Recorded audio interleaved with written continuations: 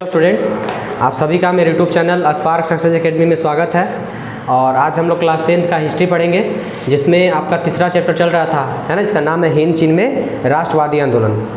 तो इसके पिछले वीडियो में आपको बताया गया था कि हिंद चीन का अर्थ क्या होता है ना, और हिंद चीन में कौन कौन से देश शामिल थे, इसका नाम हिंद चीन क्यों पड़ा, ठीक है। तो बताया था कि हिंद चीन का अर्थ क्या होता है। तो हिंद चीन का अर्थ क्या था, दक्षिण पूर्व एशिया में स्थित, है ना, मतलब दक्षिण पूर्व एशिया में स्थित लगभग 2.80 लाख, है ना, लगभग 3 लाख कह सकते हैं, 3 लाख किलोमीटर क्षेत्र में फैले उस प्रायद्वीपीय क्षेत्र से था, जिसमें आज के वियतनाम, लाओस और कंबोडिया आते हैं, है ना।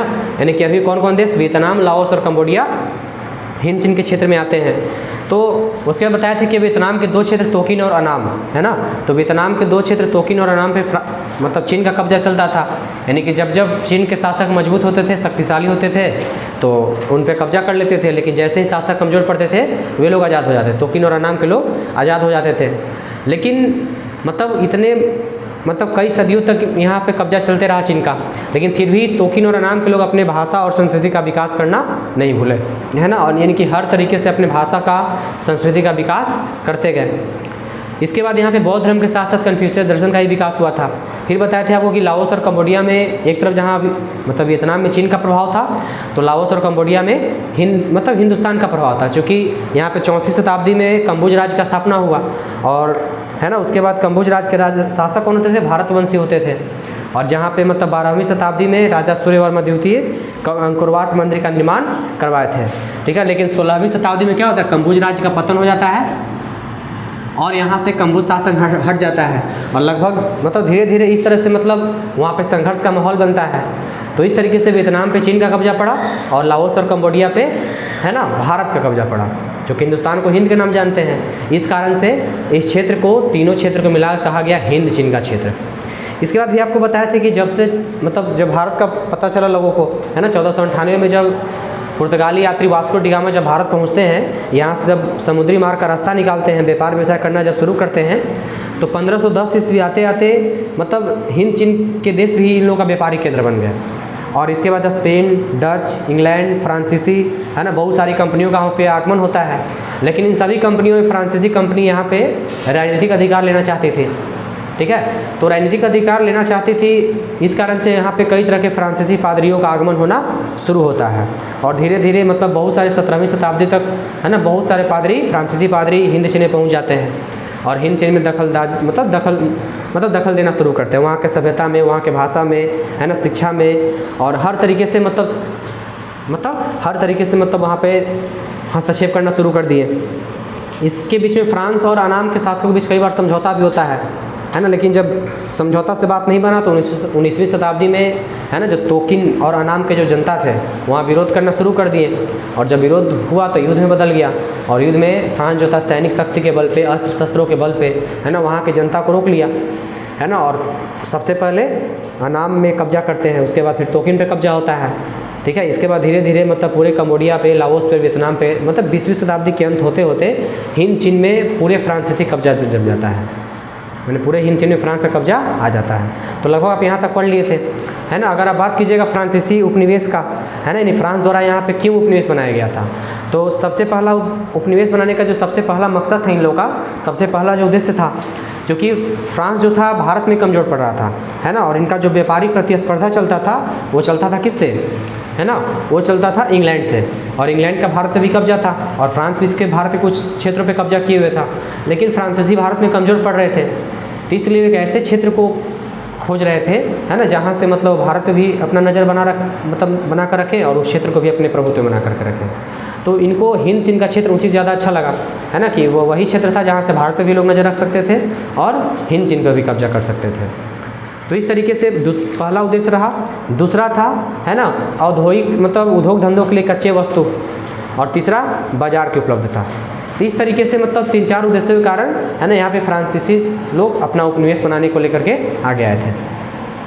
देखिए, तो फ्रांसीसी सबसे पहले नगरों में, व्यापारिक नगर और बंदरगाहों पर शोषण करना शुरू कर दिए। इसके बाद धीरे धीरे उन्होंने ग्रामीण क्षेत्रों में भी जाना शुरू किया, है ना। ग्रामीण क्षेत्रों में धीरे धीरे गए, वहाँ पे भी मतलब शोषणमूलक नीति अपनाने लगे लोग, है ना। तोकिन के जीवन मतलब एक तरीके से कहने का मतलब था कि देखिए जैसे चीन से सटे जितना भी क्षेत्र था, खनिज संसाधन जैसे कोयला, टीन, जस्ता, टंगस्टन, है ना, बहुत सारा खनिज मिलता था, है ना। उसके बाद पहाड़ी इलाकों में रबड़ का खेती होता था, मैदानी क्षेत्रों में धान भी होता था।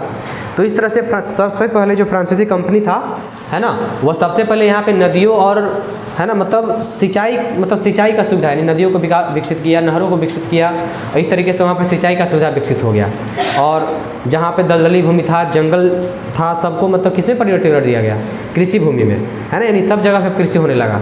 और इसी का परिणाम क्या हो गया कि 1931 आते आते जो वियतनाम था वह विश्व का तीसरा बड़ा चावल निर्यातक देश बन गया, ठीक है ना। यानी विश्व में तीसरा बड़ा चावल निर्यातक देश 1931 में बन गया कौन? वियतनाम।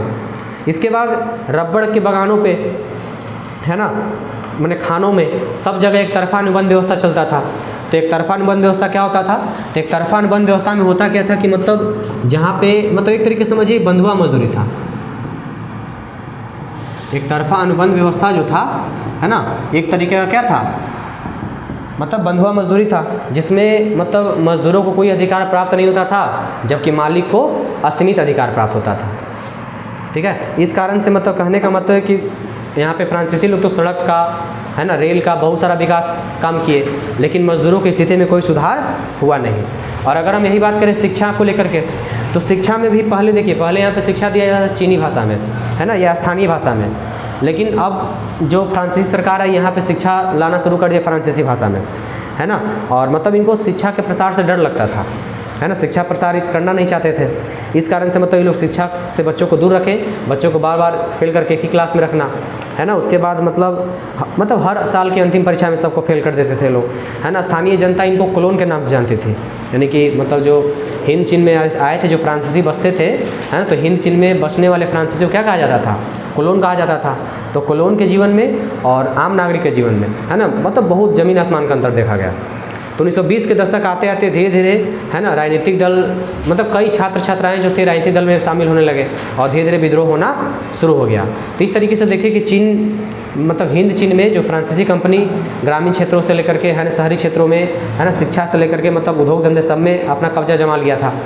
अगर हम बात करें यहाँ पे हिंद चीन में राष्ट्रीयता का विकास, तो देखिए हिंद चीन में मतलब फ्रांसीसी अगर अपना उपनिवेश स्थापित करने में सफल हुए तो कई बार मतलब जगह जगह पे और कई समय उनको मतलब विद्रोह का भी सामना करना पड़ा, है ना। लेकिन 20वीं शताब्दी में और भी ज़्यादा होने लगा, क्योंकि देखिए जैसे लोग अब छोटे छोटे मामलों में भी अपना असंतोष प्रकट करने लगे। और इसी परिप्रेक्ष्य में 1903 में, है ना, 1903 में 1903 ईस्वी में एक वियतनामी क्रांतिकारी दल का स्थापना हो, है ना। 1903 ईस्वी में एक दुई तान होई नामक क्रांतिकारी दल की स्थापना किया गया, नामक दल की स्थापना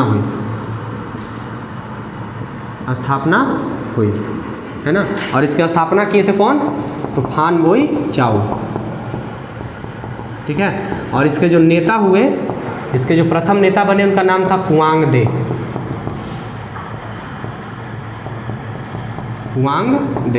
तो इस तरीके से मतलब 1903 में दुई तान होई नामक एक संगठन बना, क्रांतिकारी संगठन बना, है ना।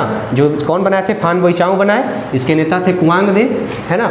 और इसके बाद फान बोई चाओ एक और पुस्तक भी लिखे, इसका नाम था the history of the loss of Vietnam, है ना। इनका एक पुस्तक भी आया जिसका नाम क्या था? द हिस्ट्री ऑफ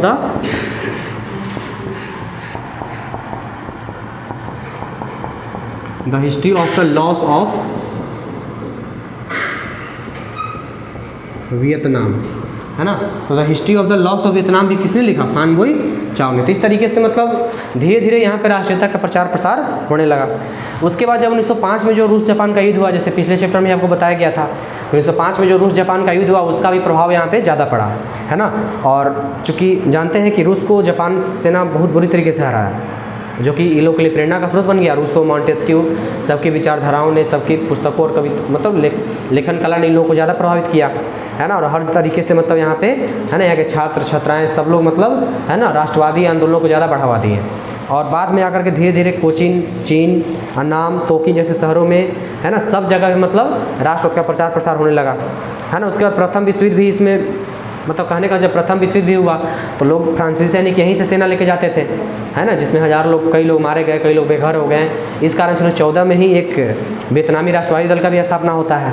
दूसरी तरफ जनता का स्थिति भी दयनीय होते जा रहा था, है ना। तो इन सभी कारणों से राष्ट्रवाद का विकास यहाँ पे होने लगा। और धीरे धीरे मतलब कहने का मतलब है कि मतलब पुरातन, जैसे हिंद चीन में, है ना, पुरातन व्यवस्था कायम तो था ही, है ना, राजा लोग शासन करते ही थे, लेकिन हर राजा के शासन में, माने हर राजा के राजमहल में एक फ्रांसीसी व्यक्ति यानी फ्रांसीसी अधिकारी रहते थे, जो वहाँ के हर न्यूज़ को, हर समाचार को, है ना, मतलब फ्रांसीसी सरकार तक पहुँचाने का काम करते थे। इसी बीच में एक व्यक्ति हैं जिनका नाम था, है ना, मतलब न्यूगन आई क्यूक। न्यूगन आई क्यूक 1917 में एक व्यक्ति आते हैं जिनका नाम है न्यूगन आई क्यूक, है ना। इन्हीं का दूसरा नाम था हो ची मिन। हो ची मिन, तो हो ची मिन आए और यहाँ पे एक मतलब साम्यवादियों का गुट बनाया छात्रों का। और इसके बाद यहाँ पे 1925 में एक वियतनामी क्रांतिकारी दल का स्थापना होता है। वियतनामी क्रांतिकारी दल का स्थापना करते हैं। तो हो ची मिन भी आए और यहाँ पे छात्रों का साम्यवादी दल का गुट बनाए। उसके बाद वियतनामी क्रांतिकारी दल का स्थापना भी किए, है ना, जो पूर्णतः मतलब कहने का मतलब उग्र विचारों पर चलने वाली पार्टी थी, है ना। इसके बाद जोन गुयेन आए भी आए, है ना, जो अनामी दल की स्थापना किए, ठीक है। इसके बाद इनके शासक अलग अलग बनते गए। तो लगभग जैसे जैसे आगे समय बढ़ते गया वैसे वैसे ही लोगों के बीच में, है ना, मतलब धीरे धीरे राष्ट्रवाद का विकास तो यहाँ पे बहुत पहले हो चुका था, है ना। लेकिन जैसे जैसे मतलब पहला बात की मतलब जब से देखिए, जैसे 1917 में यहाँ पे न्यूगन आई क्यूक यानी हो ची मिन आए, है ना, साम्यवादियों का गुट बनाए। इसके 1925 में वियतनामी क्रांतिकारी दल की स्थापना की है, ठीक है। उसके बाद यहाँ पे जैसे ही आर्थिक संकट आया 1929-30 में, जब विश्वव्यापी आर्थिक संकट आया तो इसका प्रभाव हिंद चीन में भी देखने के लिए मिला, ठीक है। यहाँ पे रबड़ का, चावल का, सबका दाम गिरने लगा, बेरोजगारी बढ़ने लगा, जिससे जनता की स्थिति क्या हो गया, बहुत ज़्यादा गिरने लगा और गरीबी बढ़ने लगा। इस तरीके से मतलब हर तरीके से मतलब फ्रांसीसी सरकार के विरोध में आंदोलन होना शुरू हो गया, है ना। हर जगह सरकार का विरोध हुआ, लेकिन सरकार, है ना, मैंने उसको क्रूरतापूर्वक दमन करते हुए कई जगह बमबारी किया गया, गोलियाँ चलाया गया, जिसमें हज़ारों लोग मारे गए और सब लोगों को शांत करा दिया गया, ठीक है। इस तरीके से आंदोलन दब गया, परंतु मतलब एक तरीके से मतलब अंदर ही अंदर ज्वालामुखी चल रहा था, है ना। और इस तरीके से मतलब भूमिगत आंदोलन की शुरुआत धीरे धीरे होने लगा। तो लगभग आप यहाँ तक समझ गए कि, है ना, कि हिंद चीन में कैसे कैसे आंदोलनों का दौर शुरू होता है ना। यहाँ पे किस किस कारणों से राष्ट्रवाद का विकास हुआ, ठीक है। तो एक 2-3 व्यक्ति हैं इसमें, है ना। पहला आपका फान बोई चाउ जो हो गए, उसके बाद, ठीक है, न्यूगन आई क्यूक हो गए, ठीक है। इसके बाद मतलब विश्वव्यापी आर्थिक संकट भी है इसमें एक कारण, है ना। और जो नेता वहाँ पे जो समय समय पे अलग अलग दलों का स्थापना किए, जो वहाँ के व्यक्ति यानी छात्र लोग जो मतलब उन लोगों को सहयोग किए, इन सभी के सहयोग से, है ना, जो मतलब यह मतलब संभव हुआ, यहाँ पे राष्ट्रवाद का प्रचार प्रसार हुआ, है ना। और धीरे धीरे मतलब पूरे वियतनाम में, है ना, मतलब फ्रांसीसी सरकार के विरुद्ध में आंदोलन होना शुरू हो जाता है, ठीक है। तो इस तरीके से आज आपका यहीं तक रहेगा, है ना। इसको आगे आपको अगले दिन अगले वीडियो में आपको बताया जाएगा, ठीक है।